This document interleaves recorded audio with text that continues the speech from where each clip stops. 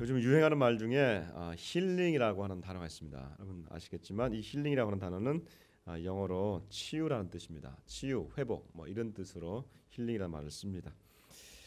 근데 요즘은 이 힐링이라고 하는 말이 좀 과도하게 좀 쓰이고 있는 때가 아닌가 싶습니다. 뭐 힐링랜드, 힐링센터, 힐링타임, 힐링 뭐 또 보니까 또 힐링팜도 있던데 점점 많은 분들이 힐링을 얘기하지만 그러나 또 한편으로는 더 점점 이렇게 피곤해져가는 사회가 오늘날의 사회입니다. 그만큼 이 시대에서 진정한 또는 영원한 힐링이라는 것이 없다는 것을 보여주고 있기 때문에 그렇습니다. 특별히 이 힐링을 치유를 우리가 사람에게 또 받기를 원한다면 첫 단추부터 좀 잘못 낀 것이 아닌가 싶습니다. 왜냐하면 힐링이라고 하는 것은 내 상처를 남에게 보여줬을 때 오히려 그것이 더 큰 상처로 돌아올 수가 있기 때문에 그렇습니다. 오늘 우리는 본문을 통해서 진정한 힐링자가 누구이고 그리고 그 힐링자 앞에 우리가 어떻게 나가야 되는지 오늘 이 말씀을 통해서 생각해 보기를 원합니다. 오늘 본문은 극적인 한 아이의 출생으로 시작됩니다. 그 아이는 여러분들 잘 아시다시피 그 사람의 이름은 모세입니다. 자, 우리 출애굽기 2장에 있는데 출애굽기 2장은 1장의 그 배경에서부터 시작되는데 1장의 배경이 굉장히 좀 암울합니다. 왜 그러냐면 1장에서 이 이스라엘 백성들이 이 애굽 땅에서 수많은 노예와 어려움을 지금 노예 생활과 어려움을 당하고 있기 때문에 그렇습니다. 그리고 또한 그러한 상황이 깊어지면 깊어질수록 하나님의 기억하심도 더 강도가 세진다고 제가 말씀을 드렸습니다. 자, 이제 이 한 아이의 출생이 어떻게 일어나는지를 좀 보도록 하겠는데요. 먼저 이 사건은 좀 굉장히 한 자그마한 사건 가운데 일어납니다. 그 사건은 바로 레위 사람의 남자와 여자가 결혼을 했다고 합니다. 2장 1절에 보니까 한 사람이 가서 레위 여자에게 장가를 들었는데 이 사람의 이름은 남자 이름은 아므람입니다. 그리고 그 여자의 이름은 요게벳입니다. 이들이 아들을 낳았습니다. 그러나 사실 그들에게는 새 두 명의 아이가 더 있었습니다. 제일 큰 딸 미리암이 있었고 둘째 딸이 아니라 둘째 아들 아론이 있었습니다. 이제 셋째가 태어난 것입니다. 이 셋째가 태어났는데 그의 이름이 바로 모세입니다. 자, 이 모세가 태어나는 이 시기가 굉장히 좀 안 좋습니다. 왜 그러냐면 바로가 이때 명령을 내렸는데 아이가 태어나면 히브리 아이가 태어나서 아들이면 나일강에 던지라고 하는 것입니다. 참 이럴 때 태어나는 이 아이도 참 운명이 기구합니다. 자, 여러분 어떤 부모가 자기의 아이를 자기의 손으로 나일강에 빠뜨려 죽일 아이 사람이 부모가 어디 있겠습니까? 최대한 숨기는 게 당연한 거 아니겠습니까? 숨기다가 안 되면 어쩔 수 없이 발각되면 이제 그때야 어쩔 수 없이 죽여야겠지만 자기의 손으로는 죽일 수가 없는 것이죠. 자, 만일에 안 죽였다 그러면 아마 이 애굽에 있는 군대의 병사들이 이스라엘이 살고 있는 이 정착촌으로 쳐들어왔을 겁니다. 집집마다 가가지고 아이가 있으면 그 아이를 데리고 나가서 그 나일강에다가 던졌을 것입니다. 이스라엘 백성들은 이렇게 집단 거주촌을 가지고 살고 있었습니다. 그러니까 애굽에 있으면서도 이집트에 있으면서도 자신들만의 이 거주지에서 살고 있었던 것이죠. 이 집단 거주촌에서 모세가 3개월을 살았습니다. 부모가 더 이상 그를 이제 숨길 수가 없게 되었습니다. 3개월 정도 되면 우리 아이들 키우는 우리 집에 물어봤더니 한 5, 6kg 정도 된답니다. 5, 6kg 정도 되면 한 요 정도 우리 아이가 돼요. 우리가 이제 선이가 이 정도 되는데 요 정도 아이가 됩니다. 선이 조금 더 이렇게 좀 자라가지고 이렇게 되고, 네, 한 요 정도 돼요 우리 아이들이. 5, 6kg 정도 된답니다. 이제 들면 묵직하죠. 이제 아이들 이제 뒤집기를 막 하려고 하는 그때가 바로 그래서 100일이 중요한 거 아닙니까? 그렇죠? 한 3개월 정도 되면 100일 정도 되는 거니까. 이 아이 참 이제 3개월 동안 이 마음에도 들고 이제 이게 겨우 이 정을 붙였는데 이 아이를 버려야 된다니 얼마나 힘들겠습니까? 두 가지 방법입니다. 한 가지는 이 아이를 데리고 도망을 가든지. 도망 어디로 가겠어요? 이 나라가 지금 가나안이 아니라 이집트라고 하는 나라에서 도망가면 또 이집트인데 그럼 또 혼자 요 가족만 따로 나가서 살 수 있는 그런 고대 사회가 아니잖아요. 다 함께 집단 부락을 이루고 있는데 그렇다니 숨기는 건데 숨기자니 잘못하면 발각되면 이 아이는 뿐만 아니라 이 위에 있는 아이들도 위험하고 그리고 부모도 위험하고 아니면 더 나아가서 일가 친척이 위험한 그 상태가 돼버리면 어떻게 되겠냐 이거죠. 결국은 어쩔 수가 없어서 이 가족이 이 아이를 버리기로 결정했습니다. 자, 이 아이를 버리는 사건 드디어 이제 이 아이가 버려지게 됩니다. 그런데 극적인 일이 여기서부터 이제 시작됩니다. 이 아이를 버리는데 어떻게 버리느냐? 나일강에 그냥 첨벙 던지는 것이 아니라 이 아이를 위해서 상자를 만들었습니다. 갈대로 만든 상자입니다. 이 갈대는 우리 그 강에 가보거나 이게 강에 가면 이렇게 많은 갈대들 있잖아요. 우리나라도 이런 연약한 갈대가 아니라 여러분 들어보셨어요? 파피루스라고? 파피루스가 나중에 여기에서 페이퍼라고 하는 단어가 나와서 이게 종이가 된 겁니다. 파피루스 이 갈대입니다. 제가 한번 보여드릴게요. 한번. 오늘 좀 빠르네.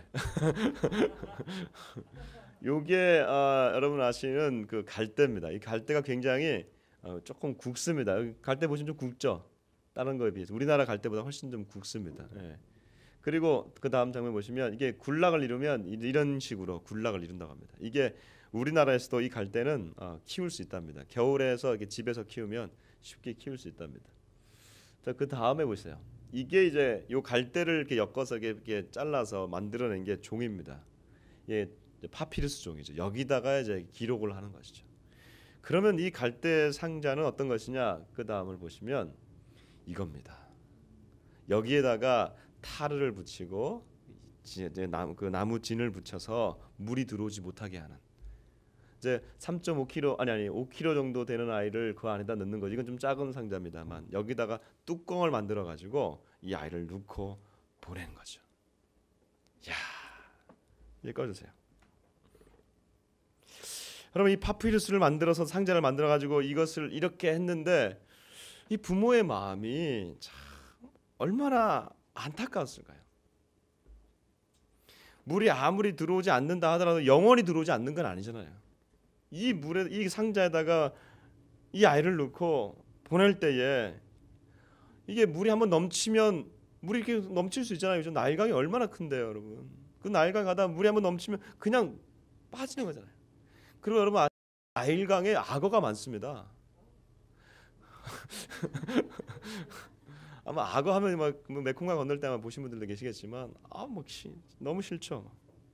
악어 와서 아이 소리 듣고 이 소리 듣고 그냥 물어버리면 그냥 한 번에 날아갈 수 있는 게 바로 이 갈대 상자에 있는 이 아이입니다. 여러분 이 부모의 심정 지금 좀 이해 가십니까? 다른 방법이 없어요. 다른 방도가 없어요. 어떻게 보면 가장 어리석게 보이는 방법이 바로 이 갈대 상자에 넣어서 그냥 보내는 방법밖에 없어요. 가장 위험하고 가장 연약한 방법임에도 불구하고 이 갈대 상자에 이 아이를 넣어서 보냅니다. 근데 여기에 절박함이 묻어 있어요.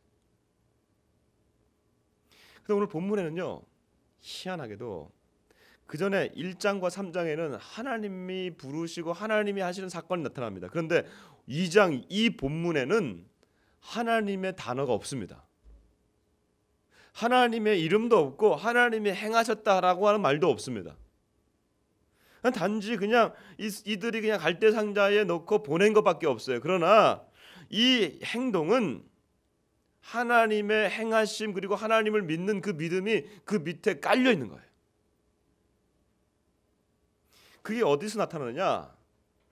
자, 여러분 우리 성경 읽을 때 오늘 잠깐 넘어갔지만 아마 읽으시면 좀 이해가 안 가는 말이 하나가 있었을 거예요. 그게 뭐냐면 2절입니다. 여러분 이제 북한 성경을 한번 같이 읽어봅시다. 성경 주보 안에 있는 북한 성경 1장 2절을 같이 한번 읽어봅시다. 1장 1절 2절 같이 한번 읽어봅시다. 1절 2절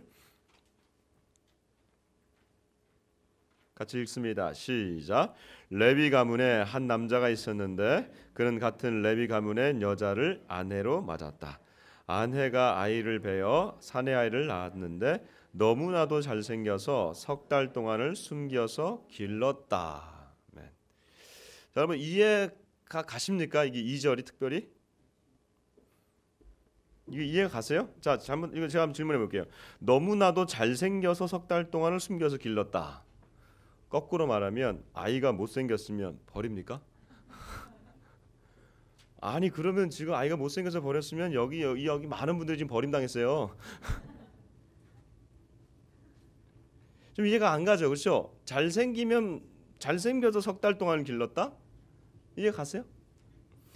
성경에는 이 모세의 출생에 대해서 신약 성경에 2번이 나옵니다. 그 2번의 얘기를 한번 읽어보면 조금 이해가 가실 겁니다. 자, 먼저 히브리서 한번 찾아봅시다. 히브리서 11장 23절을 한번 읽어봅시다.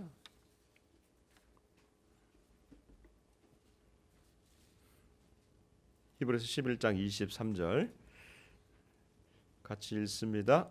시작. 믿음으로 모세가 났을 때에 그 부모가 아름다운 아이임을 보고 석 달 동안 숨겨 왕의 명령을 무서워하지 아니하였으며. 아멘. 자, 여기 보면 부모가 무슨 아이임을 보고 잘생긴 아이가 아니라 여기 뭐라고 됐어요? 아름다운 아이다. 조금 바뀌었습니다. 그래도 아직까지도 이게 좀 이해가 안 갑니다.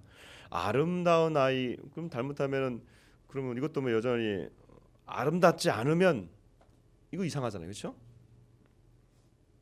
자, 이제 조금 더 설명해주는 사도행전 7장으로 가보겠습니다. 사도행전 7장은 스데반이 죽으면서 최초의 초대교회의 집사였던 스데반이 돌 맞아 죽기 전에 순교하기 전에 그가 설교하는 내용인데 모세를 그때 같이 얘기하는 장면이 있습니다.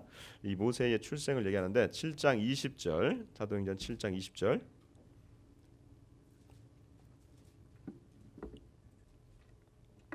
같이 한번 읽어봅시다. 시작.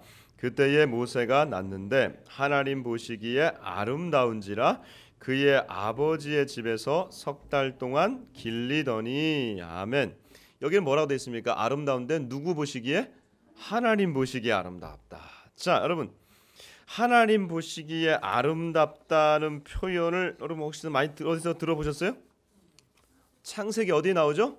제일 먼저 하나님이 다 창조하시고 난 다음에 뭐라고 그러세요? 하나님이 보시기에 좋았더라.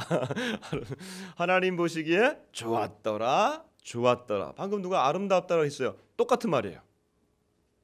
하나님 보시기에 아름답더라. 똑같은 말이에요. 즉 하나님 보시기에 좋았더라, 하나님 보시기에 아름답더라, 이 표현은 뭡니까? 이게 히브리어 토브라고 하는 건데요. 선하다, 좋다, 아름답다 이런 걸 다 토브라 그래요. 다른 말로 하면 무슨 말이냐면 하나님이 세상을 보시고 너무 좋았던 거예요. 인간을 만드시고도 하나님 보시기에 좋았더라, 아름답더라. 그런데 3장부터 하나님이 우리가 인간이 타락하고 난 다음부터 이런 표현이 없어요. 하나님 보시기에 선하더라 이런 표현이 별로 없어요. 그런데 모세를 향해서는 하나님 보시기에 아름답더라 이런 표현이 나오는 겁니다. 그러니까 이 모세는 어떤 사람입니까? 하나님의 선택을 받은 사람입니다. 부모가 보기에 잘생겨서 이 아이를 하는 것이 아니라 부모가 이 아이를 향해서 하나님의 선택하심을 그들이 느꼈는지도 모르겠어요. 그래서 지금 이 아이를 이 부모는 3개월 됐지만 이 갈대 상자에 넣어서 이 나일강 파도 치는 악어가 있는 나일강으로 보내는 겁니다. 하나님 보시기에 아름다운 모세, 하나님 보시기에 선택한 모세. 물이 들어오는 것을 여러분 그냥 가만히 보시겠습니까? 악어가 덮치는 것을 가만히 보시겠습니까? 하나님은 결코 자신의 선택한 이 자신의 자녀들이 멸망당하는 것을 그냥 두고 보지는 않습니다. 그럼에도 불구하고 우리는 나일강이 주는 유혹에 자주 빠집니다. 여러분, 이 나일강은요 그냥 강이 아니에요. 그러니까 오늘날 우리의 뭐 한강, 낙동강 이런 형태의 강이 아니에요. 비교하기는 좀 뭐하지만 이 나일강에 수많은 신화들이 존재하고 이 나일강은 인류 4대 문명의 한 강입니다. 이집트 문화가 여기서 아주 막 엄청나게 꼽히는 곳이 바로 이 나일강입니다. 나일강의 눈물이라고 하는 것이 있어요. 해마다 이 나일강은 이 범람을 합니다. 그때 이것을 나일강의 눈물이라고 그래요. 근데 뭐라 그러냐면 그것을 이시스의 눈물이라고 그래요. 이시스는 뭐냐면 이 고대 이 이집트를 다스리던 여러 그 신들 중에 한 신입니다. 그 이시스가 눈물을 흘린다. 이 범람할 때마다 이렇게 해요. 그리고 이 나일강을 다스리는 신의 이름이 하피라고 있습니다. 하피신, 이시스, 이런 신들을 이 나일강에 와서 섬기고 숭배하는 것이 바로 이 나일강입니다. 바로 이 나일강에 이 모세가 던져진 겁니다. 그러니까 모세를 버린 것은 이 나일강을 다스리는 이 신들에게 이 모세의 운명을 그냥 맡겨버린 그러한 행위로 비춰줄 수도 있어요. 그러니까 다른 말로 하면 그냥 될 대로 되겠지, 그냥 나일강에 가면 이 나일강 신들이 받아주겠지, 운명을 따르겠지라고 생각하면서 버린 것처럼 보일 수도 있습니다. 그러나 여러분, 그것의 끝이 무엇입니까? 세상에서 우리에게 말하는 것은요, 세상에서 말하는 것의 끝은 결국은 악어의 눈물이에요. 갑자기 뜬금없이 악어의 눈물 하니까 이게 뭘까? 여러분, 악어의 눈물 들어보셨어요? 이런 말 들어보셨어요? 이런 단어? 저 사람은 악어의 눈물을 흘린다. 저 눈물은 악어의 눈물이다. 이 말 자체가 이 나일강에서 나온 말이랍니다. 나일강에서 아버지와 아들이 강에 낚시를 갔는데 아버지가 낚시를 하는 중에 악어가 와가지고 이 아들을 물어버린 거예요.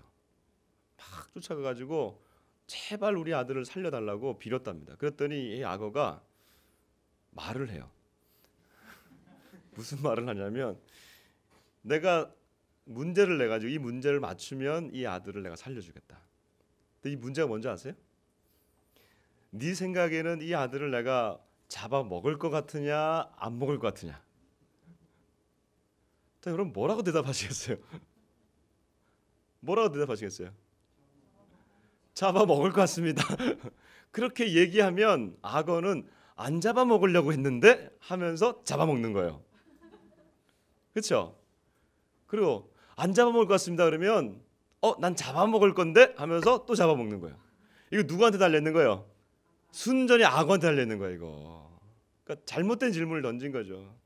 그런데 이 악어가 그렇게 해서 결국은 이 아이를 먹었답니다. 그러면서 먹으면서 눈물을 흘렸대요. 이게 바로 악어의 눈물입니다. 이게 흔히 어디서 볼 수 있냐면 오늘날 정치인들이 막 눈물을 흘리면서 사과하잖아요.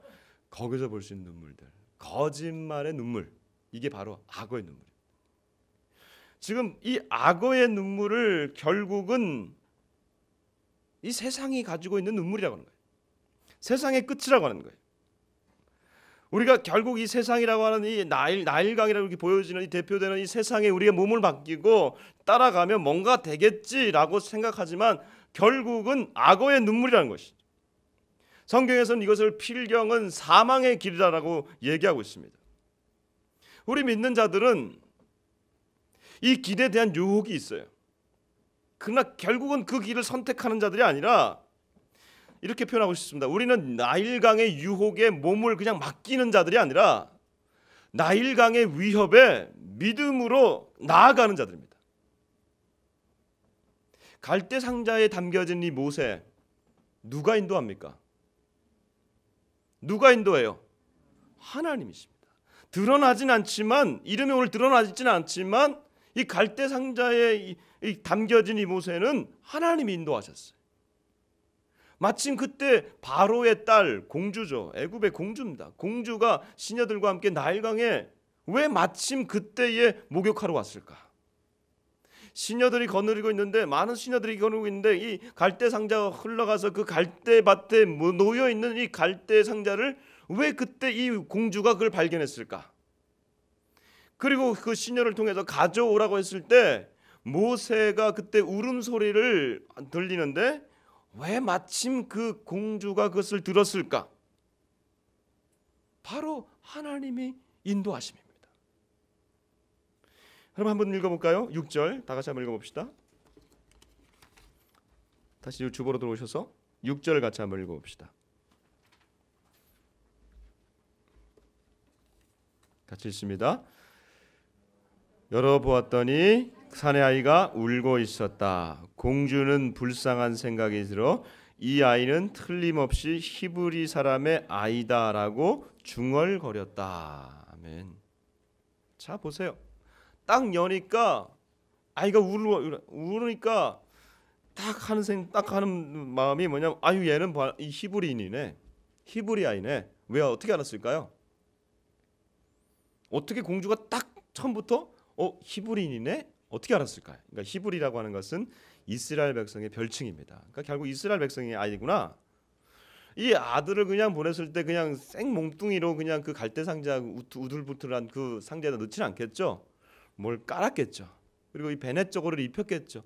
이 베넷 저고리가 이 히브리인들의 베넷 저고리였겠죠. 거기서부터 딱 알겠죠. 그리고 여러분 이곳은 애굽입니다. 애굽은 오늘날 어디예요?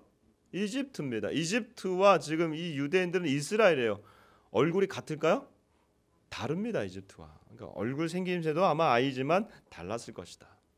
그리고 또 하나, 어떤 아이가 나일강의 그 갈대 상자에 맞춰서 떠내려가고 있을까요?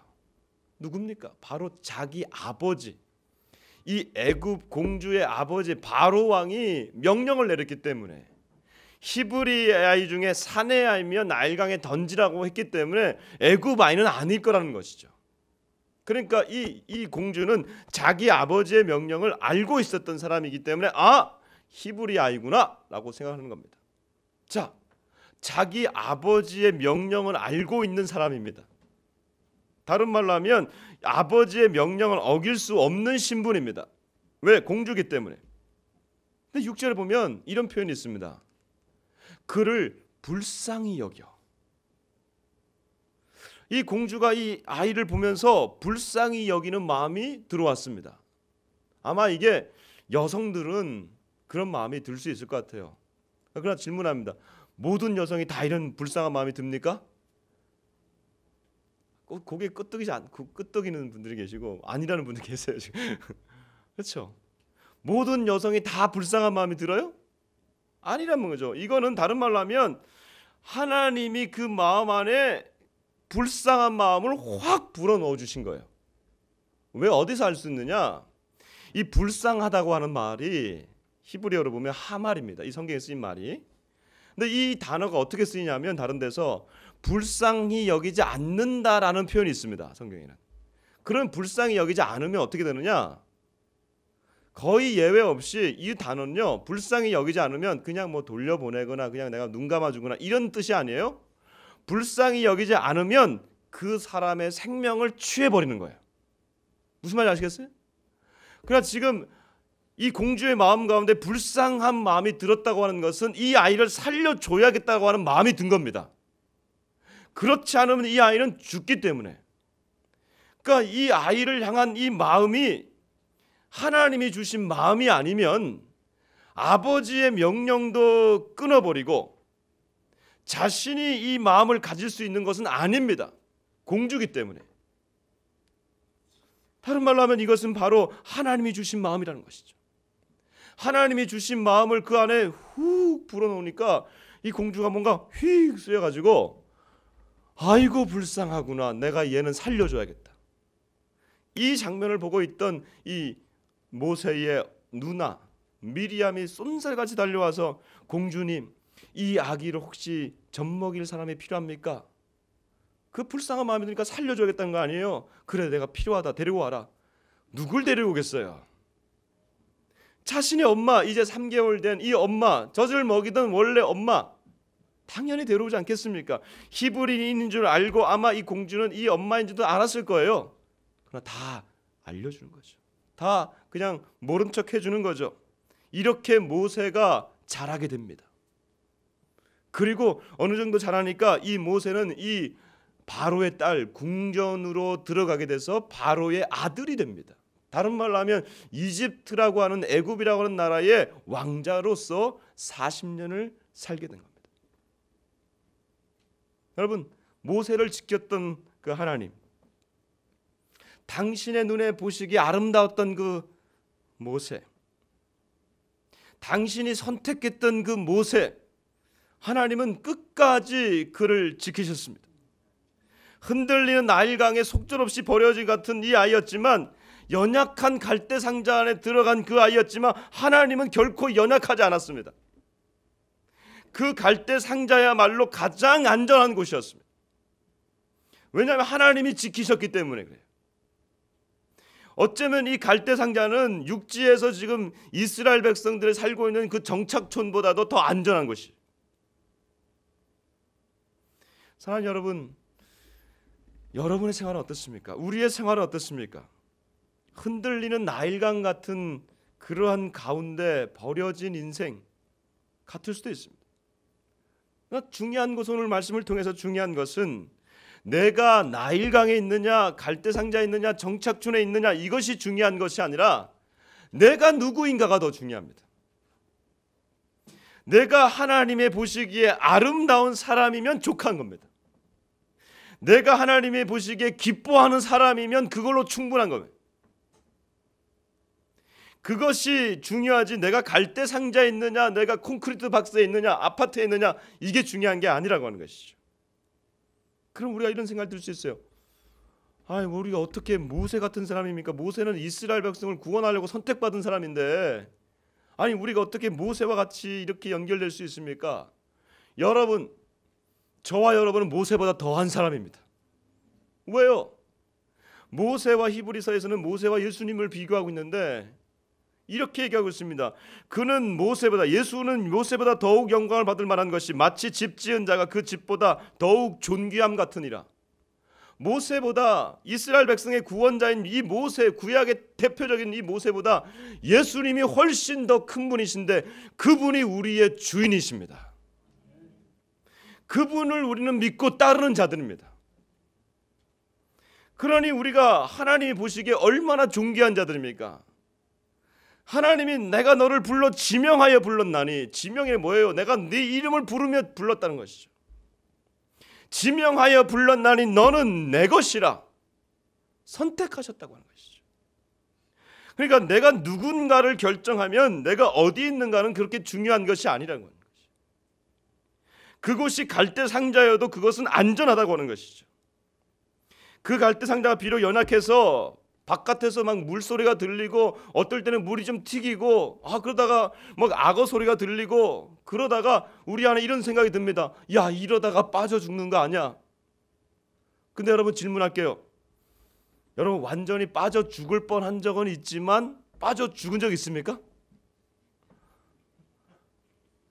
죽었으면 여기 없잖아요.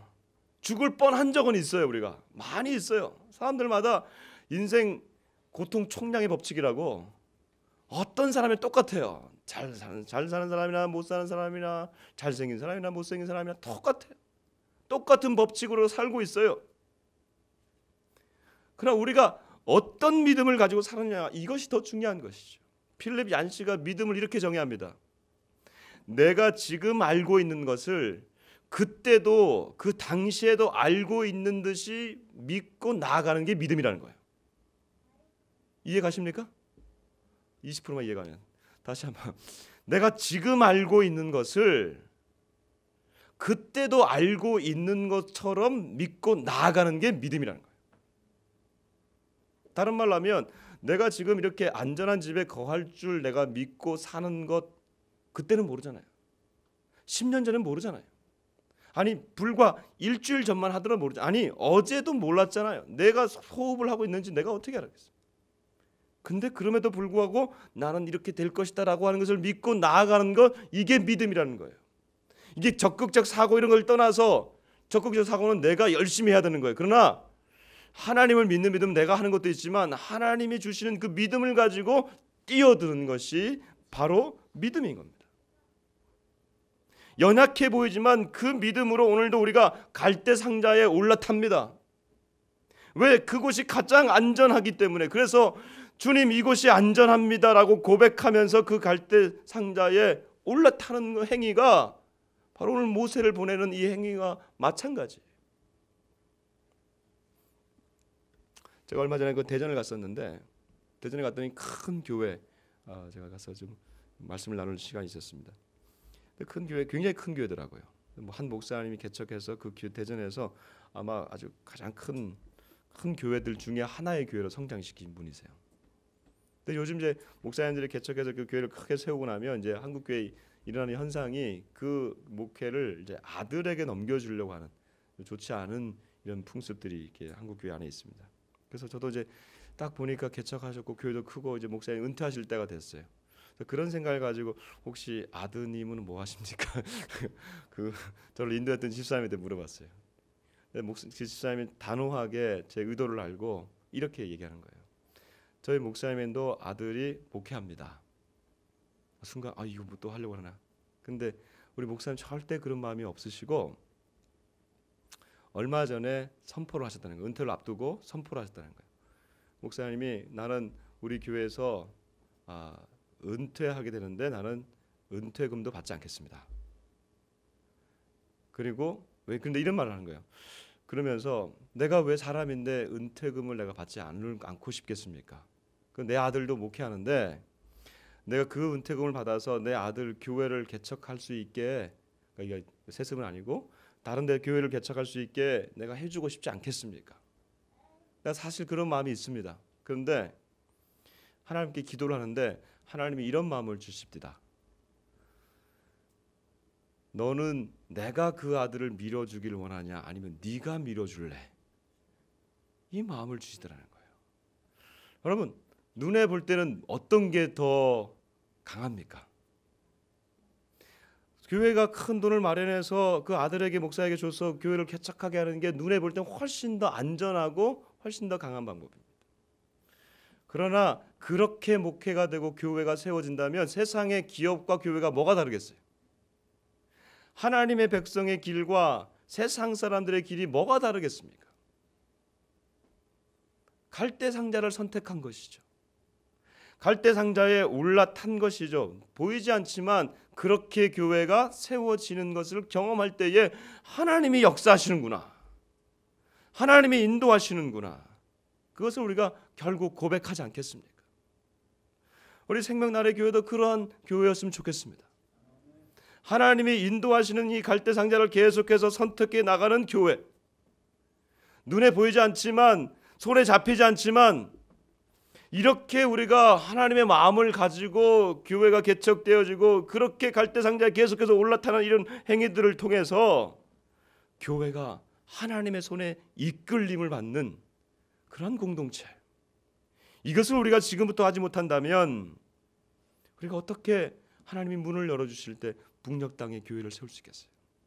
저는 계속해서 우리가 갈대상자에 올라타는 행위들을 계속해서 선택해야 된다 생각해요. 어려울 때마다 우리는 갈대상자를 선택합니다. 흔들릴 때마다 우리는 이 갈대상자를 부여잡습니다. 그리고 갈대상자를 수리해야 되겠지만 더 나아가서 하나님이 우리의 주인이시다, 하나님의 자녀다, 이곳이 가장 안전합니다. 하나님의 자녀의 권리됨을 회복하고 하나님의 백성의 모임이라는 것을 우리가 회복한다면 두려울 것 없습니다. 넘어질 것 없습니다. 원망, 시기, 질투, 분노 이런 것들이 일어납니다. 왜 내 갈대상자는 이렇게 다 누수가 되는 거야? 왜 저 사람의 상자는 이렇게 안전하고 콘크리트 박스처럼 막 물기 와도 전혀 상관없는데 왜 내 거는 이렇게 막 누수가 되는 거야? 분노가 일어난다 할지라도 여러분 그 모든 원망, 분노, 감정의 모든 쓰레기들을 이 갈대상자에 넣으십시오. 그리고 흘려보내십시오. 그곳에서 하나님의 기쁨의 역사들로 변화되어지는 갈대상자가 될 줄 믿습니다. 우리 모두 다 이번 한 주간 다시 한번 갈대상자를 선택하여 흘러가고 가정과 일터와 캠퍼스 가운데서 우리의 자녀들도 타지 않으려고 하는 자녀들도 태워서 같이 타고 가자. 악어가 있지만 우리 가정이 이 길을 선택해서 가는 것 아니냐. 함께 갈 때에 하나님의 놀라운 역사가 이 갈대상자 안에서 일어날 줄 믿습니다. 이번 한 주도 우리가 이렇게 승리하기를 원합니다. 하나님 아버지 감사합니다. 주께서 우리를 인도하실 때에 그 연약한 방법을 통하여서 우리로 당신을 더 의지하라고 인도하시는 것을 감사합니다. 만약에 든든한 곳에 있었으면 우리가 우리의 노력과 우리의 성과로 오해할 수 있었는데 갈대상자 우리를 집어넣으시고 하나님만 바라보게 하시니 감사합니다. 주님, 이 갈대상자의 여행을 포기하지 않게 하여 주옵시고 하나님 아버지 앞에 계속해서 간구하며 부르짖을 때에 응답하여 주옵소서. 공동체를 주님께서 붙드시고 우리의 항해를 인도하여 주옵시며 하나님 아버지께서 모세를 통하셔서 이스라엘 백성들을 구원하셨던 놀라운 계획들, 작지만 우리 공동체를 통하여서 하나님 이 시대에 하고자 하는 일들을 이루시기를 원합니다. 적은 일이지만 주님께서 쓰시고자 할 때에 쓰임받는 하나님의 귀한 공동체 되게 하시고 사 우리 성도들 되게 하여 주옵소서. 감사하며 예수님 이름으로 기도드립니다. 아멘.